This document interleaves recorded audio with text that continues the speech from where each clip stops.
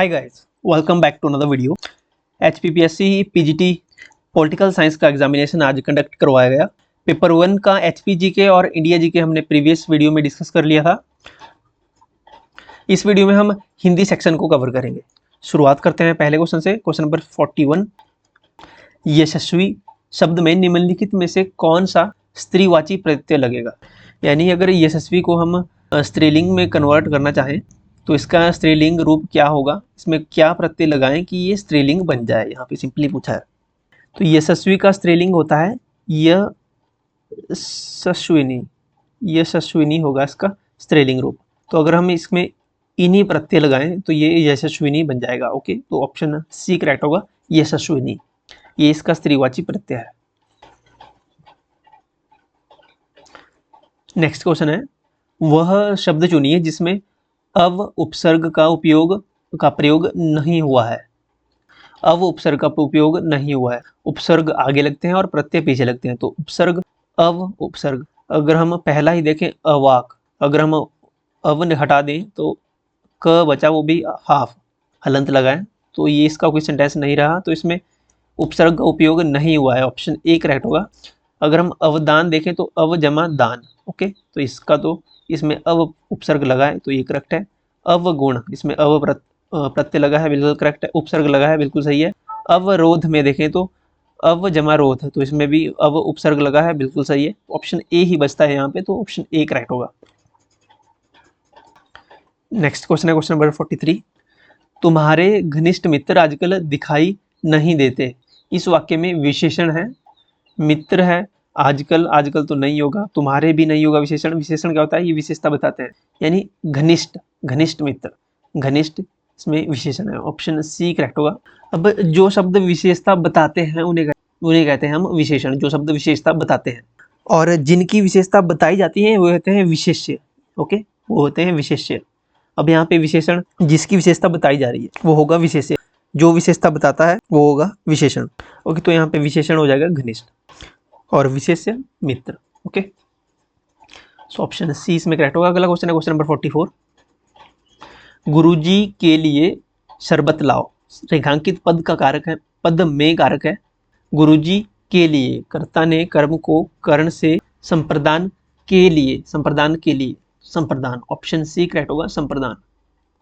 गुरुजी के लिए शरबत लाओ, संप्रदान कारक। अगला क्वेश्चन है क्वेश्चन नंबर 45, ईश्वर की पहुंच, शक्ति और सामर्थ्य का अनुमान कोई नहीं लगा सकता।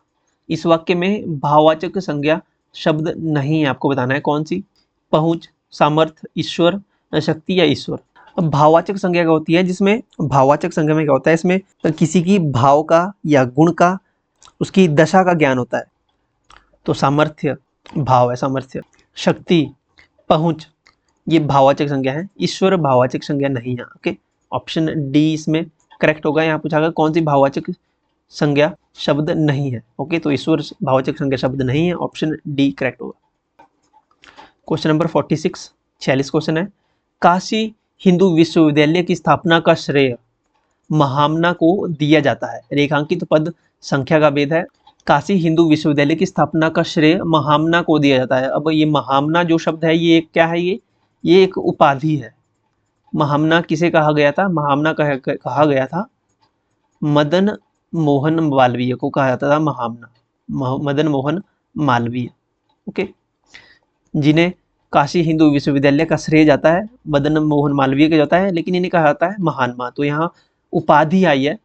और जब हमने प्रीवियस वीडियोस में हिंदी में ये क्वेश्चन डिस्कस किया था तो मैंने कहा था कि जहाँ भी उपाधि आती है तो उपाधि संज्ञा के व्यक्तिवाचक भेद में काउंट होती है। ओके, व्यक्तिवाचक की कैटेगरी में आएगा महामना। महामना क्योंकि ये एक उपाधि में है तो ये एक व्यक्तिवाचक संज्ञा है। ऑप्शन डी इसमें करेक्ट होगा, व्यक्तिवाचक संज्ञा। नेक्स्ट क्वेश्चन है, सूरज धीरे धीरे अस्ताचल की ओर डूब गया। सूरज धीरे धीरे, रेखांकित पद क्रिया विशेषण का भेद है। रेखांकित पद है यहाँ पे धीरे धीरे। अब ये बताना है कि क्रिया विशेषण का कौन सा भेद है। तो ये रीतिवाचक क्रिया विशेषण का भेद है। ओके, रीतिवाचक है ये धीरे धीरे। सूरज धीरे धीरे अस्ताचल की ओर डूब गया, यानी रीतिवाचक। जैसे यहाँ ऐसे शब्द आते हैं जहाँ पे धीरे धीरे हो गया, फटाफट हो गया, फटाफट हो गया, ध्यान से, ऐसे शब्द जब सेंटेंस के बीच में आएगी तो वो रीतिवाचक कहलाएंगे। ओके, सो ऑप्शन बी इसमें करेक्ट होगा। अगला क्वेश्चन है क्वेश्चन नंबर 48। इस पर्दे के पीछे कोई छिपकर बैठा है। रेखांकित पद सर्वनाम का भेद है। इस पर्दे के पीछे कोई छिपकर बैठा है।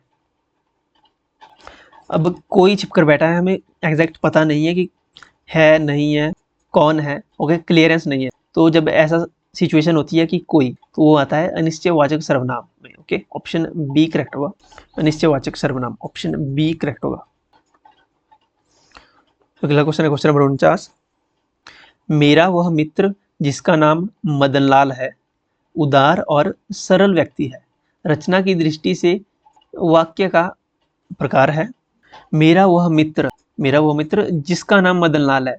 अब इसकी बात हो रही है कि उदार और सरल व्यक्ति है। अब सेकंड सेंटेंस जो है ये उपवाक्य, एक उपवाक्य इतना है और एक ये आगे ये मेन सेंटेंस जो ये फर्स्ट है और ये आश्रित वाक्य दूसरा है। अब दूसरे का मीनिंग ये फर्स्ट पर निर्भर करता है। अगर इसको अलग कर दें तो इसका मीनिंग चेंज हो जाएगा। उदार और सरल व्यक्ति है, इससे हमें पता नहीं लग रहा। अगर हम पूरा पढ़ेंगे तभी हमें पता लग रहा है कि यहाँ पे मदनलाल की बात हो रही है कि मेरा वह मित्र जिसका नाम मदनलाल है वह उदार और सरल व्यक्ति। तो जब ऐसी सिचुएशन होती है कि जो सेकंड उपवाक्य होता है वो फर्स्ट पे यानी जो प्रधान उपवाक्य है उस पर निर्भर होता है, यानी दूसरा ये आश्रित उपवाक्य कहलाएगा। आश्रित उपवाक्य कहलाएगा ये। जब ऐसी सिचुएशन होती है तो ये कहलाएगा मिश्र वाक्य। ओके, मिश्र वाक्य है ये। ऑप्शन बी करेक्ट होगा, मिश्र वाक्य। संयुक्त वाक्य में क्या होता है? संयुक्त वाक्य में ऐसा नहीं होता, इनमें बीच में योजक आ जाता है। ओके, जैसे बीच में कोई भी योजक आ जाएगा, जैसे या, इसलिए, अतः, फिर भी, किंतु, परंतु, कुछ भी आ जाएगा बीच में। दो शब्दों के बीच में, दो वाक्यों के बीच में योजक आता है सिर्फ। इसमें आश्रित नहीं होते। ओके, दोनों सरल वाक्य होते हैं। दोनों सरल वाक्यों के बीच में अगर योजक आ जाए तो वो कहलाएगा संयुक्त वाक्य। लेकिन यहाँ पे ये आश्रित है दूसरा वाक्य पहले पे। जब ऐसी सिचुएशन होती है तब आएगा वही मिश्र वाक्य। तो इसमें ऑप्शन बी करेक्ट होगा। रचना की दृष्टि से वाक्य के कितने भेद हैं? 3 वाक्य के भेद हैं। कौन कौन से? एक तो सरल वाक्य, दूसरा संयुक्त वाक्य, तीसरा मिश्र वाक्य। और अर्थ की दृष्टि से वाक्य के भेद कितने हैं? अर्थ की दृष्टि से वाक्य के भेद हैं टोटल 8 भेद हैं अर्थ की दृष्टि से वाक्य के। कौन कौन से? एक विधानवाचक, निषेधवाचक, आज्ञावाचक, प्रश्नवाचक, इच्छावाचक, संदेहवाचक, विस्मयवाचक और लास्ट में संकेतवाचक। ये 8 प्रकार हैं, 8 भेद हैं अर्थ की दृष्टि से। लेकिन यहाँ पे पूछा था रचना की दृष्टि, तो रचना की दृष्टि से 3 भेद है।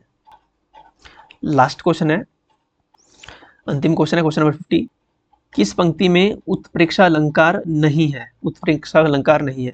तो अगर इसमें देखें तो फर्स्ट में उत्प्रेक्षा अलंकार है, सेकंड में भी उत्प्रेक्षा अलंकार है, थर्ड में भी अगर देखें तो उत्प्रेक्षा अलंकार है, लेकिन फोर्थ में उत्प्रेक्षा अलंकार नहीं है। इसमें कौन सा अलंकार है? इसमें अनुप्रास अलंकार है। यहाँ पूछा था कि उत्प्रेक्षा अलंकार किसमें नहीं है, तो ऑप्शन डी इसमें करेक्ट होगा। इसमें उत्प्रेक्षा अलंकार नहीं है, इसमें अनुप्रास अलंकार है। ओके, सो इसका ऑप्शन डी करेक्ट हो जाएगा। तो ये तो थे हिंदी के 10 क्वेश्चन।